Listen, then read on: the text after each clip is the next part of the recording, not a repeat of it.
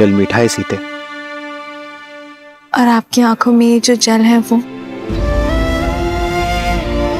संसार से अपना मन छुपा सकते हैं, पर अपनी सीता से नहीं यार। पिताश्री का स्मरण हो रहा है ना, पक्षीराज जटायु को गले लगाकर आपको पिताश्री के ना होने का दुख बीत गया ना। कभी कभी तो लगता है कि तुम ही मेरा मन हो सीते।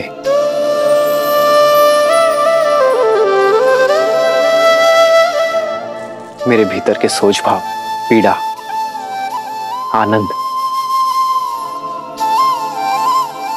हर आभास तुम हर बार कैसे पढ़ लेती हो सीते। आप ही ने तो कहा कि आपका मन हूं मैं। सीता श्वास भले ही इस शरीर से लेती हो, पर उसके हृदय में केवल राम बसे हैं यार।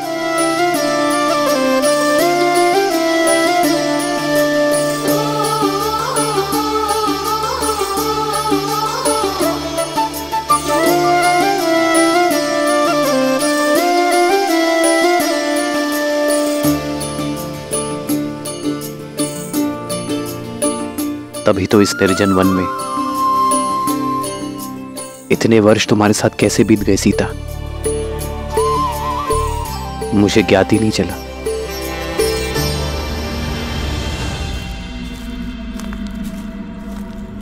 कहाँ हो?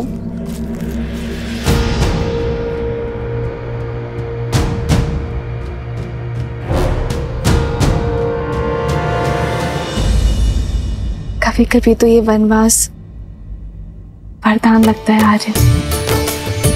अयोध्या में होते तो राजकाज में आपको कहाँ समय मिलता कि आप अपने सीता के बिखरे केश संभाल सकें।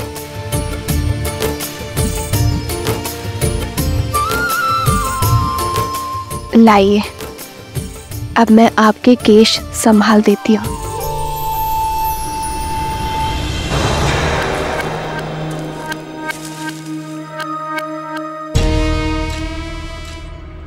संभाला तो है तुमने मुझे सीते, मेरे संकल्प को संभाला है। इस धर्म यात्रा की रथ हो तुम।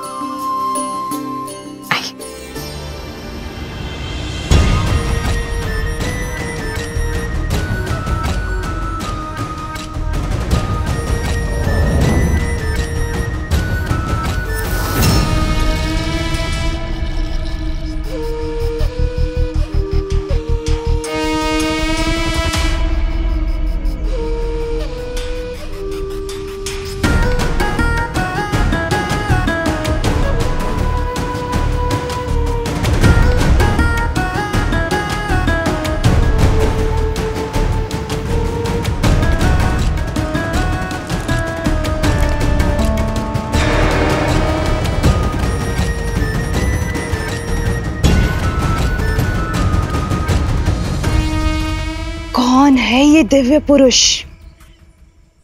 जिसने शूर्पणखा का मन मोह लिया? इतना सुंदर मन भावन पुरुष अवश्य यही राम है, और ये सीता। जिस आशा से भैया ने मुझे दंडक में भेजा था, आज वो पूरी होती दिखाई दे रही है।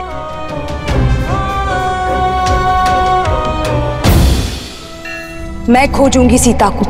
सीता पर केवल मेरे भाई लंकेश का अधिकार होगा। भैया को दिया वचन निभाने की घड़ी आ गई है। राम से सीता को सदा सर्वदा के लिए दूर कर दूंगी मैं। संध्या का समय, मैं भोजन बना लेती हूँ।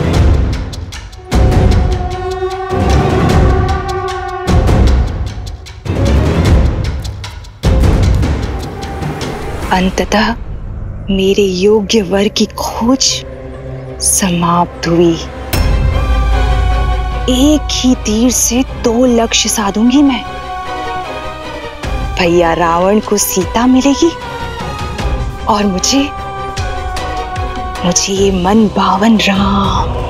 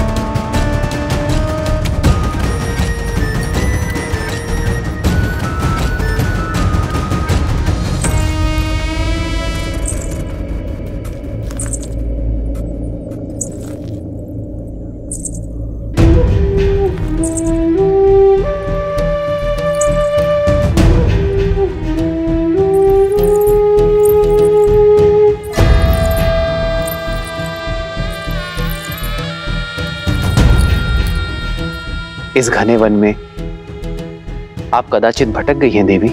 भटक तो मैं अब तक रही थी, किंतु अब मुझे मेरा लक्ष्य प्राप्त हो गया है। तुम्हारे शौर्य की न जाने कितनी कथाएं सुनी है मैंने राम, किंतु सोचा कि कथाएं हैं, परंतु आज तुम्हें साक्षात देखकर तुम्हारी दिव्यता का आभास हुआ है। तुम्हारा ये यौवन, तुम्हारे मुख पर ये सूर्य सा तेज और तुम्हारी ये बलिष्ठ भुजाएं और ये निश्चल हंसी किसी का भी मन मोह सकती है राम। बिना मोल तुमने मुझे खरीद लिया है राम। अपना परिचय दे देवी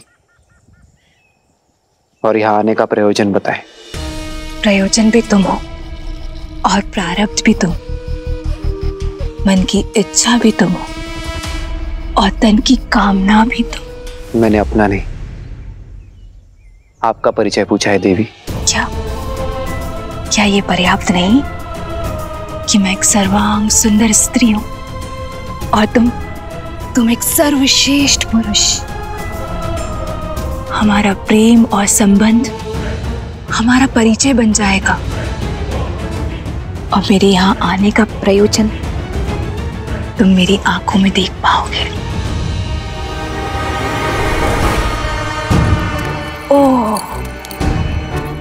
मुझे वो पुरुष बहुत भाते हैं जिन्हें पाना थोड़ा कठिन होता है। मन कठोर न करो राम। मैंने सुना है कि बल के साथ साथ तुम बुद्धि के भी धनी हो,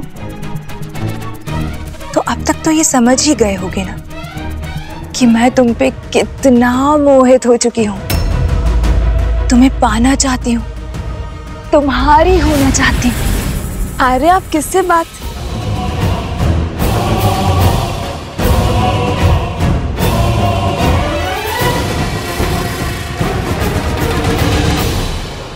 आओ सीता, इनसे मिलिए देवी।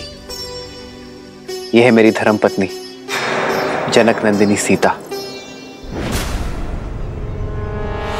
मुझे तुम्हारी धर्मपत्नी से कोई समस्या नहीं है राम, क्योंकि राजाओं और राजकुमारों का धर्म उन्हें कई पत्नियां रखने की अनुमति देता है। मैं कोई राजा नहीं हूं देवी, एक साधारण सा वनवासी हूं। उससे विवाह करके तुम साधारण नहीं रहोगे राम, क्योंकि मैं 10 लोकों के स्वामी लंकापति दशानन रावण की प्रिय बहन शूर्पणखा हूं।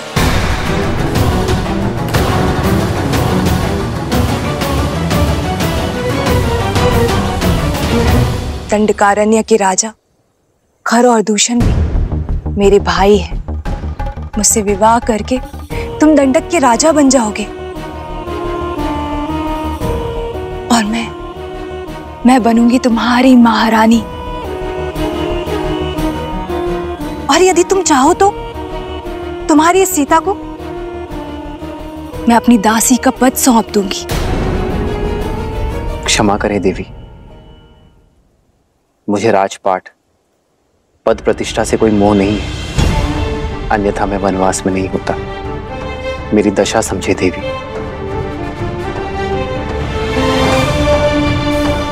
मैं एक पत्नी धर्म का प्रण ले चुका हूं। मेरी धर्म और मर्यादा का सम्मान करें।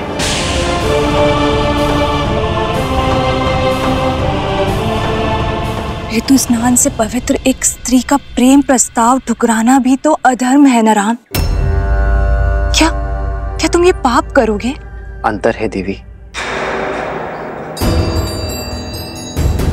जीवन के 4 पुरुषार्थ में से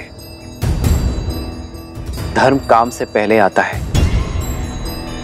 यदि कोई कर्म धर्म संगत ना हो, धर्म की सीमा में ना हो, तो वो कर्म अधर्म और पाप का कारण बन जाता है। आपके प्रस्ताव में काम है देवी, और मेरी नाम है धर्म है। मैं यहाँ नीति और शास्त्र का पाठ पढ़ने नहीं आई हूं। मैं तो तुमसे विवाह करने आई हूं राम। भैया,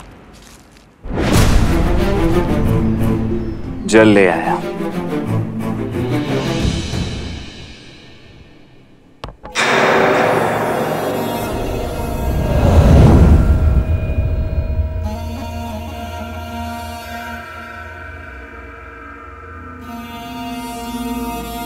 ये युवक कौन है? ये मेरा अनुज लक्ष्मण है। देखने में तो ये भी मनमोहक है, और साथ में कोई भी स्त्री नहीं। इसे विवाह प्रस्ताव दे सकती हूँ ना? आप एक स्वतंत्र नारी हैं देवी, और लक्ष्मण एक स्वतंत्र पुरुष। प्रस्ताव देना आपकी इच्छा है, और उसे स्वीकार करना ना करना लक्ष्मण की।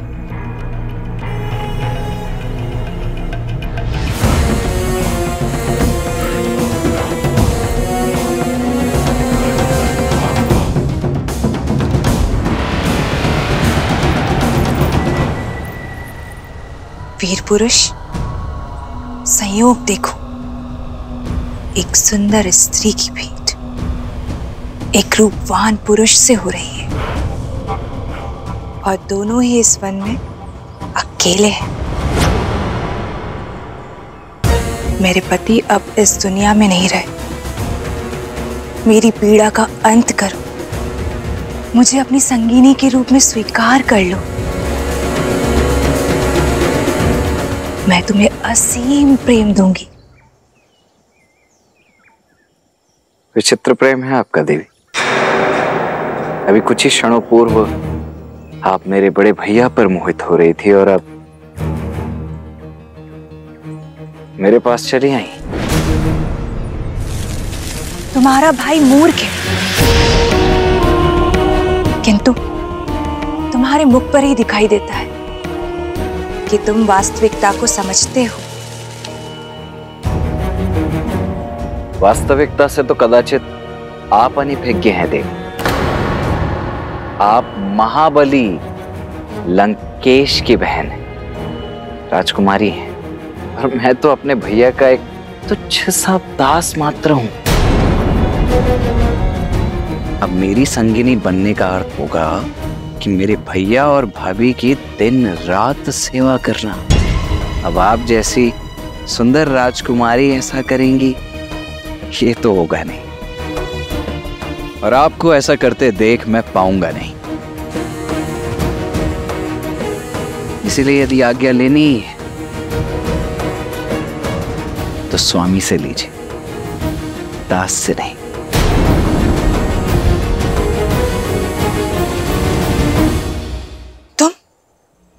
तुम दोनों भाई खेल खेल रहे हो ना मेरी भावनाओं के साथ। क्यों राम, क्यों? भावनाएं आपकी अनुचित है देवी, और प्रस्ताव अनैतिक है। जब आपके पति संसार में थे, तब कोई पर पुरुष आकर आपको आपके इच्छा के विरुद्ध विवाह के लिए विवश करता, तो क्या आपकी दृष्टि में वो धर्म होता देवी? यही स्थिति मुझ पर लागू होती है। और संबंध प्रेम और समर्पण से बनता है देवी। कामना और छीनने के प्रयास से नहीं। आपके लिए यही श्रेष्ठ होगा कि आप किसी ऐसे व्यक्ति को खोजें जो आपसे प्रेम करे। वही आपको संतोष दे पाएगा देवी। मैं अपनी सीता से अत्यंत प्रसन्न। मैं अपनी सीता के अतिरिक्त किसी और से प्रेम कर ही नहीं सकता देवी। इस सीता के कारण ही तुम मुझे त्याग रहे हो राम। क्या है इसमें? एक साधारण सी स्त्री जो कल वृद्ध हो जाएगी। उसका रूप और यौवन सब कुछ खो देगी, किंतु मैं माया की स्वामिनी हूं। मेरा शरीर सदा रूपवान और यौवन से भरा हुआ रहेगा। प्रेम का शरीर और यौवन से कोई संबंध ही नहीं है देवी। प्रेम तो आत्मा से होता है, जो मेरी आत्मा को सीता से। अब समझी, समस्या की जड़ ये सीता ही है ना। इसके कारण ही मेरा प्रस्ताव ठुकरा रहे हो ना तुम। मेरा रूप, मेरा यौवन सब कुछ तुम्हारे लिए व्यर्थ है। इस सीता के कारण ही पहली बार ऐसा हो रहा है कि लंकेश की बहन को वो नहीं मिला जो वो चाहती। तो मैं अब इस समस्या का अंत किए देती हूँ। अपनी पत्नी के प्रेम और पत्नी प्रण की बेड़ी से बंधे हुए हो ना, आज मैं उसको ही खत्म कर देती हूँ। और जब पत्नी ही नहीं रहेगी तो कोई प्रेम, कोई प्रण तुम्हें मेरा होने से नहीं रोक पाएगा।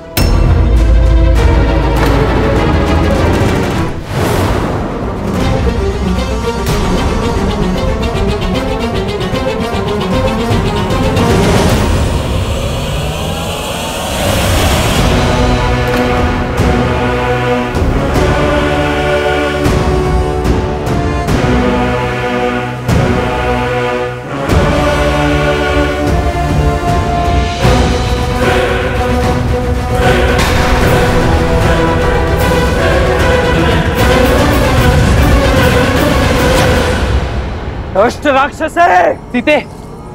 नहीं भैया लक्ष्मण, स्त्रीवध का महापाप मत लीजिए।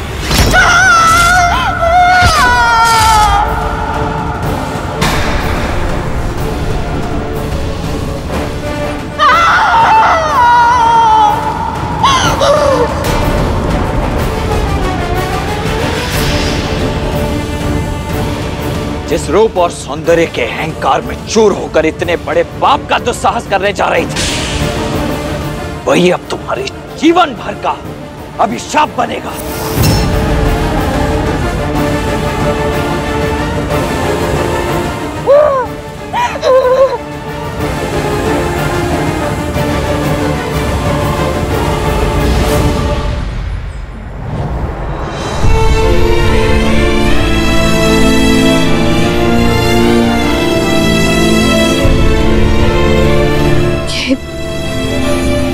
ये उचित नहीं हुआ है।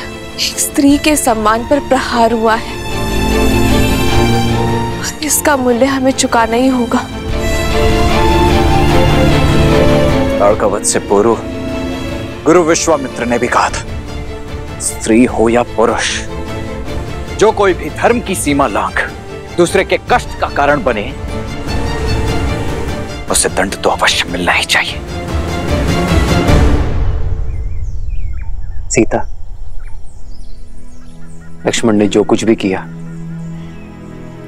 तुम्हारे प्राण बचाने के लिए किया। शूर्पणखा को उसके कर्मों का फल मिला। जब मनुष्य अपने रूप और शक्ति के कारण अनुचित कार्य करता है, अधर्म करता है या औरों को अधर्म करने को प्रेरित करता है, तो उसे उसका दंड अवश्य मिलता है सीता। जिस रूप और पद के गर्व के कारण शूर्पणखा ने यह पाप किया, उसका छिन जाना ही उसका फल है सीता। परंतु उस पर जब प्रहार हुआ, हमारा कर्म था रे। अपने कर्मों से तो हम विमुख हो ही नहीं सकते सीते, उसका फल तो अवश्य मिलेगा, किंतु उसका सामना हम एक साथ करेंगे।